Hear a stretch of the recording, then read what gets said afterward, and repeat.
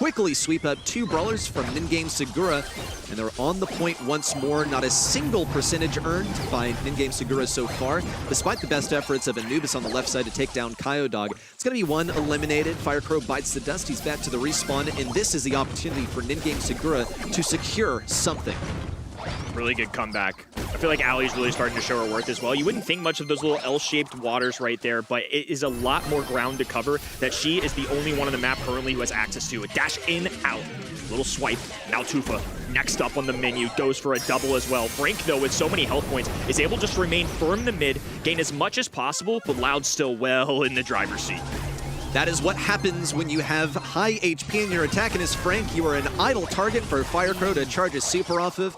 Get a couple in a row off the hypercharge. Loud are running the show right now, counting up to 70%. And in-game Sakura's percentage pales in comparison so far, despite the best efforts of Anubis. Moving up with that hypercharge, he'll be rewarded for his efforts on the right side. Can't escape the nuts and bolts of Edinho. In-game Segura, the remainder of the roster, advances forward to attempt to secure this point, but it's just no good. The constant pressure of Kyodog is a huge thorn in their side. Now Loud with a Pam healing station on the ground. Frank, the last bastion of defense, but all 3 members standing tall, repping some exclusive sprays. It's similar to 2025. Loud kickoff 2026, excelling. Solid fight out of Ningame Segura, but they're underdogs for a reason. Loud are making noise early on our new season. Gotta say, though, I was amazed by what they were able to offer draft-wise in set number 2 on Brawl Ball. That blew me away. I loved the way that they played Cordelius. And look, if you're looking at this, if you're a high-level player saying, okay, well, I could have seen that a mile away, then why didn't Loud see it? Right? How did they not see this coming? So I think well and truly Ningame Segura outsmarted Loud in set number 2. That is a high bar to clear, and I gotta give them a pat on the back for that. I was ready to give them accolades for even taking a game. They did it several times. They took an entire set. Well done, Ningame Segura, even though they didn't advance on to the semifinals. For sure, and the expectations against a team like this, I mean, I think a lot of people at home have a similar kind of task that I would give Loud to. It's make #1 seed once again. I think World Finals minimum, especially when you go top 5th through 8th with the team last year, one of the best results South America's seen in a long time, and you run it back for a 3rd straight year. Ningame Segura hold those heads high. They definitely went a set further than I thought they would go, but Loud, this is just another stepping stone. It's a long journey ahead if they want to take a grand finals. I sure hope they hold their heads high. It was very promising what they showed us here today. I really feel like this one comes down to draft. That Frank last pick, we weren't really a fan of it, and he was more just a star power, a super feeding station for anyone on the other side. Kyodog on the other side with 18 kills on Ellie. If you pick up 2 long-range snipers, basically no health, Ellie's gonna do so well. So yeah, that draft, they kind of should have seen it coming. No health? How about no help? I mean, there was really nothing to deal with the alley. You have Frank, but look, the alley's too evasive. He has a whole windup on his attack. If he's playing in the backlines, he's probably on full HP from not being out in the open to get the, quicker attack, faster reload speed. So yeah, just not really what the doctor ordered. Was pretty surprised to see him get a kill on Spike just once because I know that Loud know that matchup. But at some point, you know that you're going to win the match. You have the outdraft. You're pressing the buttons. You know that you're going to the semis. So what would have been the solution there? Otis, Cordelius, something like that? I think the solution is to ban Alley.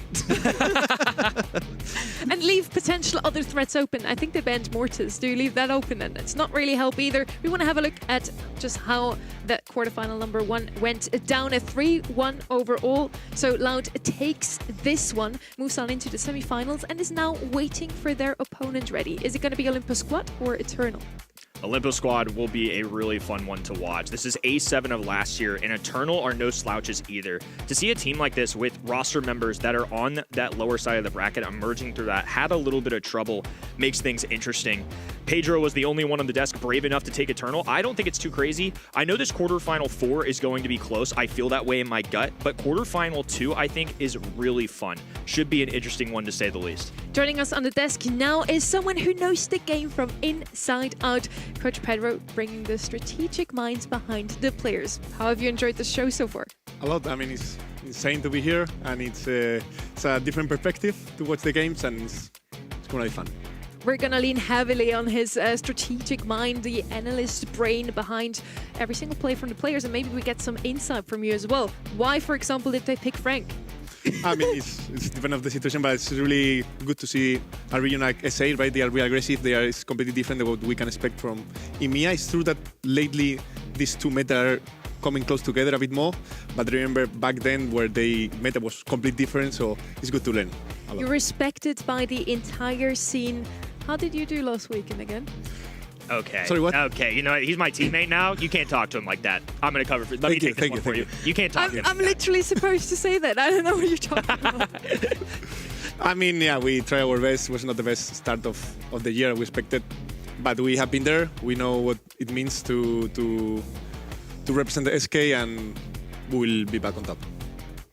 We believe in you, Pedro. Also here at the casting desk, super excited to have you here. And yeah, you seem very, very confident. So I'm glad to see that. We're heading into quarterfinal number 2 now. And I do want to point out here, Pedro, you were the only one to pick Eternal. It's Olympus Squad versus Eternal Esports.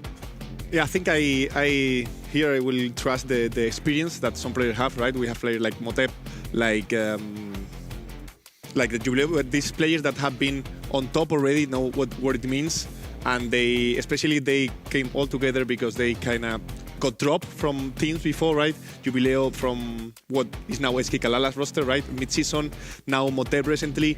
So I think that also gives you the energy to prove that even when you get dropped, that you prove that you are good enough. Yeah, on the left side, Olympus Squad are a good team. I think the second half of last year was a team that I grew to loving their gameplay, a couple semifinals in there, quarterfinals as well. I don't think they're any slouches. I'm with you. I really do think this is going to be a very competitive match number 2. We had a couple of roster changes also in Latin America, and these teams have been affected by it, Kenny. Yeah, absolutely. An insane roster mania in the offseason here for the region. Pretty crazy stuff. And last second as well, not only was it a surprise to see teammates like Motep and Pekka go away from each other. After 3 years, they're separating, but in a bizarre way. On January 7th, SKC announced that they would be taking world finalists from last season, Motep, RHC, and Pekka. This was only roughly a month ago. And time goes on. Scrim results don't go the way they're looking for. In just 3 days before monthly qualifiers, they shift things up again. It was really interesting to see Motep's perspective on this. Motep, somebody that wanted to kind of make a name for himself, prove that he could lead a team, especially maybe a smaller organization like Eternal Esports that isn't as large as somebody like Loud, to go back to the top. Both parties definitely wanted top spots in this region. SKC, somebody who were at the top last year, 3 monthly finals wins, and it's really crazy to see them make a kind of change like that so quickly before the season. It just adds to the drama, and we'll have to see who ends up winning the quote-unquote trade, because that's essentially what it was. Yeah, it's really interesting because then in the region you have Loud, right, which is the king of the region, and then last year you had a few teams fighting each other, and now they merge force to try to fight them, right? First was the addition of RHZ to Pekka and Motep. That didn't work out, so they decided to move Motep and bring the other big rookie from last year, which is Christian. So I think that's a good point, and now the leftover for me are Jubileo, Motep. So I think we're gonna see a really insane match. It's going to be insane. Most of us are saying Olympus Squad is going to take it. However, it is one of the 2025 South American rivalries that continues here this year as well. Basically a redux of the Alpha 7 esports team versus Casa Brawl. They faced each other about 10 times last year. Most of the time, the Alpha 7 team with Brabao came out on top. Kenny, can they finally break this curse now? I'm not sure. I mean, it's going to be a little awkward, right? Am I the only one? Motep and Jubileo on a team last year together, and then it's like, hey, buddy, we're going to bring in Doritos for your spot, and then the next year it's like, hey, do you care if we team up? I mean, there's got to be at least a little bit of that. I'm sure they're going to be working through that in the early season. Clearly, they're cool with each other, or else they don't make that roster happen. But obviously, these two teams have fought a ton, like you said. This is a very personal one. I think Olympus Squad have a lot to prove just to show that they're not a tier 2 quote-unquote team in this region, that they want to be in the same conversation of something like a Loud and an SKC.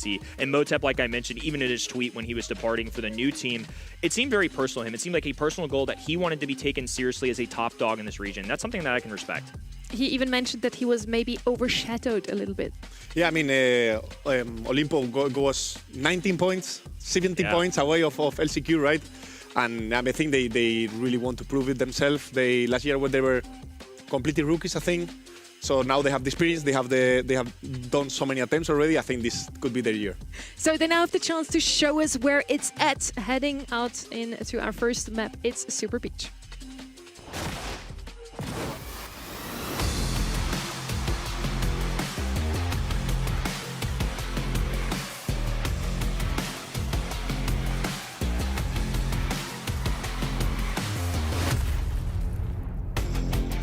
And as we're heading into draft, I want to throw to our beloved Pedro over here.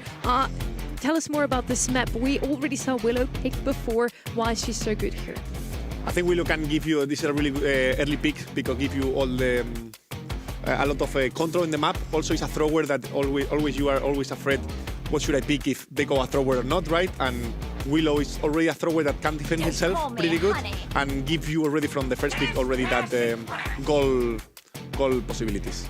So B coming in as a mid, which is super traditional here. And I think they're going to pair this specifically with Stu because they want that wall break. If you're going to face a Willow, like you mentioned, one of the ways that you kind of have to deal with it is by tearing everything down. Otherwise, Willow's just going to have her way. A popular brawler like Spike you see in that ban stage doesn't typically do well into throwers. So having B, if you're going to run that risk, you better have wall break alongside it. I do like the Stu idea here. Griff could have been another one to open up the map, but Stu just a tad bit better as he can also go aggressively. We already have seen though, if you have two one-shot brawler against you, you could come in with a Charlie here. Was the solution in the previous match to have something against those single hit brawlers, those little spawners? Mina's going to be the pick first. Super aggressive, and then also Frank.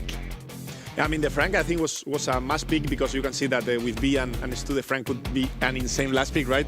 And it's better. And sadly, we don't have too many counters for Frank these days, so it's better to pick it and you decide if you want to open or not.